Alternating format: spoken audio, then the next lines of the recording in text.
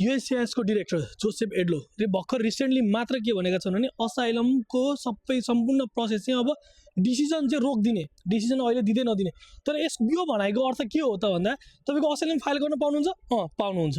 अब असाइलममा अगाडि बढ्न पाउनुहुन्छ, तर डिसिजन जुन तपाईको फाइनल हियरिङ आएर डिसिजन दिने हुन्छ नि, आइदर तपाईले रेसिडेन्सी पाउने या नपाउने, तपाईँ युएसमा बस्न पाउने या नपाउने भन्ने जुन फाइनल डिसिजन, फाइनल हियरिङ हुन्छ त्यो चाहिँ नदिने, त्यो चाहिँ पज गरिदिने, रोकिदिने। किनभने तपाईको ब्याकग्राउन्ड बुझ्नका लागि सोशल मिडियामा तपाईले के कस्तो हिसाबले गर्नुहुन्छ, तपाई कस्तो खालको व्यक्ति हो, तपाईको ब्याकग्राउन्ड के हो, कुनै पनि क्रिमिनल एक्टिभिटिजमा तपाई इन्भल्भ छ छैन, सबै बुझ्नका लागि चाहिँ उनीहरूले अहिले डिसिजन चाहिँ पज गरेका छन्।